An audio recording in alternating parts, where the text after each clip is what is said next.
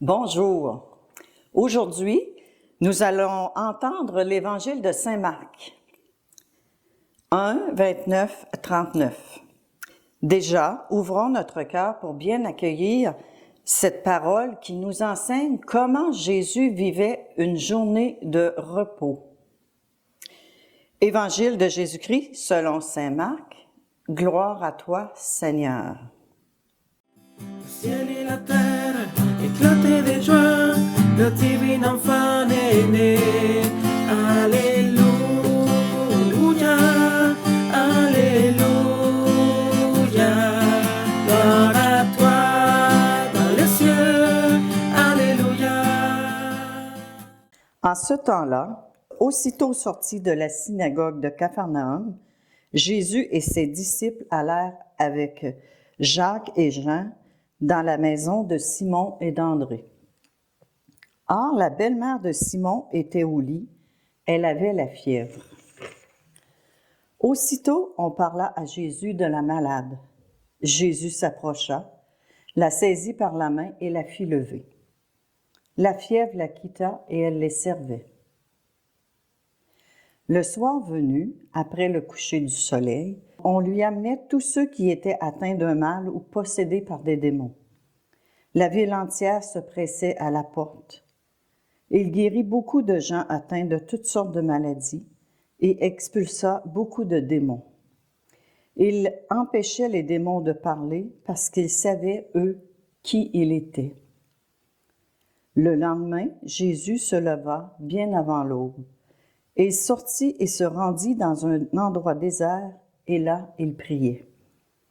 Simon et ceux qui étaient avec lui partirent à sa recherche.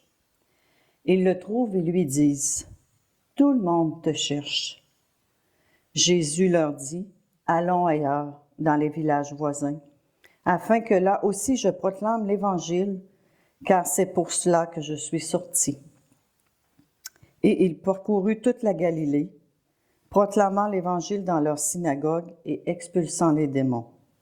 Acclamons la parole de Dieu. Louange à toi, Seigneur Jésus.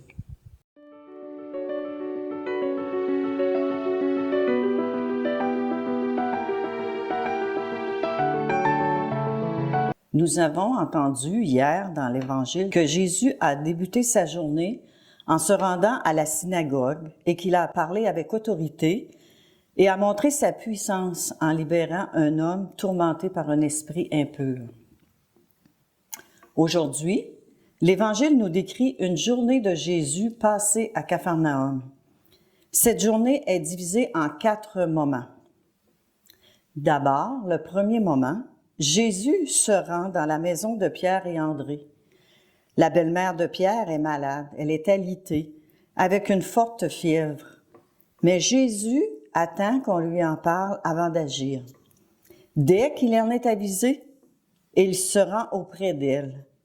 Il s'approche, lui prend la main, la fait lever, il lui redonne vie, il la rétablit dans sa dignité et la rend apte à servir à nouveau et à servir dans la joie. Servir signifie aimer, non par les mots, mais par les actes. Jésus est entré dans la maison de Pierre et André. Il est toujours prêt aussi à être reçu dans nos maisons, pour y faire le bien et nous bénir.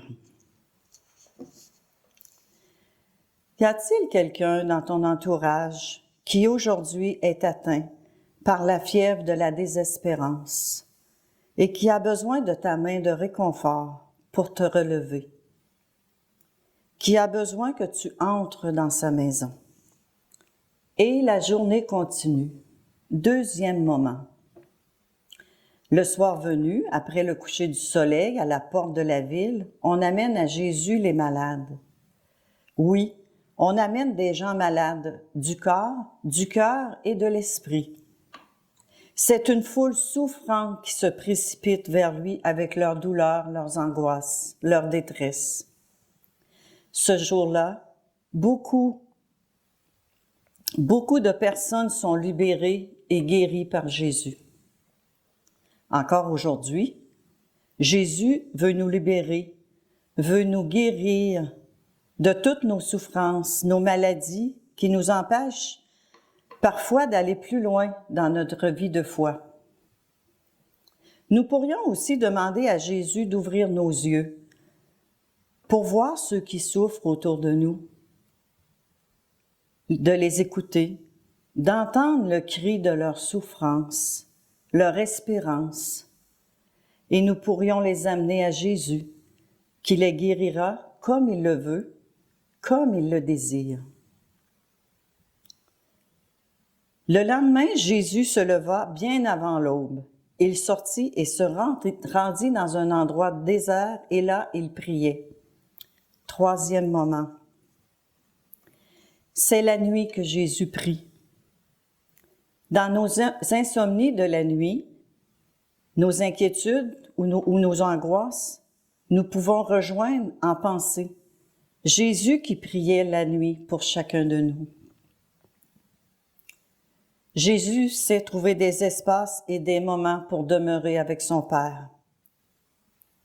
Il nous enseigne à inventer ces espaces secrets qui donnent la santé à l'âme. Ces espaces de prière où rien n'est plus important que Dieu, où nous pouvons lui dire « Seigneur, je suis là devant toi pour m'ouvrir à ta volonté. Montre-moi ton projet d'amour pour moi. » On voit ici l'importance de descendre chez soi afin de prendre contact avec le Père. Avoir un contact avec lui pour découvrir sa volonté à notre égard. Ici, on peut se demander, comment je prie, moi? Quand et combien de temps est-ce que je consacre à ma relation avec Dieu? Quatrième moment. Tout le monde te cherche. Jésus leur dit, allons ailleurs dans les villages voisins, afin que là aussi je proclame l'Évangile, car c'est pour cela que je suis sorti. C'est à chaque jour que Jésus nous invite à aller ailleurs, c'est-à-dire de nous laisser conduire par l'Esprit Saint pour annoncer la bonne nouvelle de l'amour de Jésus, que Jésus a répandu dans nos cœurs. Faisons confiance au Christ qui nous précède toujours, à l'Esprit Saint qui nous conduit au Père, qui nous aime et qui veut nous combler de sa vie. En résumé, on peut considérer cet évangile comme un exemple de la manière dont Jésus vivait ses jours de repos. Nous pourrions nous inspirer de cela pour mieux vivre nos journées, spécialement le dimanche. On pourrait dire que ce jour synthétise toute la vie de Jésus. Prier, être en famille et être entre amis, être avec les gens, guérir par notre écoute et notre espérance, et notre présence aussi.